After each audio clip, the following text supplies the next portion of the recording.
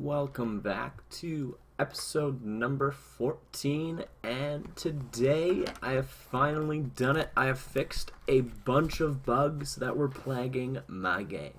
So, to get started, one of the very first bugs that I fixed was that the tutorial mobs just die. They didn't give out XP. So, I changed that, I fixed it so that they give out XP as well. And then the second error that I fixed, or bug that I fixed, was the level system didn't have an instance of an object. So I'm not sure where this error was occurring, because I fixed this a while ago. But yeah, so I fixed that one, and then another bug that kept on popping up was that, as I explained before, the item info displays after I pressed I. I thought I explained that. I might not have. I might have. Who cares? After I press I, the tooltip was still there. So I fixed it so that when I press I and you're hovering over an item, the tooltip also disappears, much like the inventory goes away. So that is now perfect.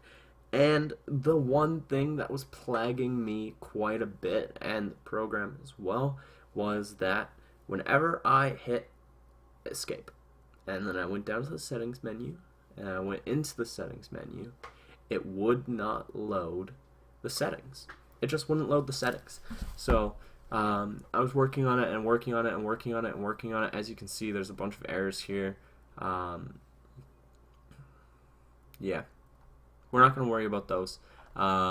It's fixed. Everything works. All of this null error is because of there's no music on the tutorial page, so if you open it up, it just creates a null error.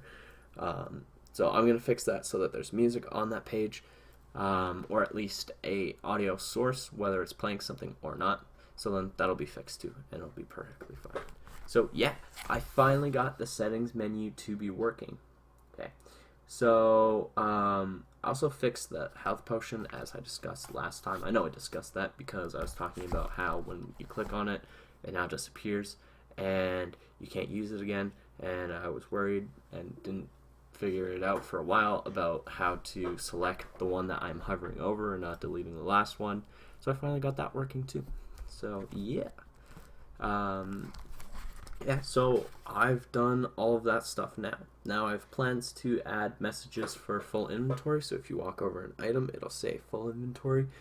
Probably bottom left of the screen, it'll say that, and then damage given / received, it'll have number counters, as well as the blood as well, for the player. So I have blood for the enemies, now I need to add blood for the player, and then damage given and received numbers.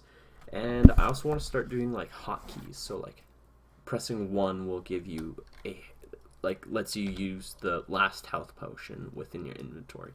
Something like that. We'll see if I can do that or if I will do that. Everything is optional for me.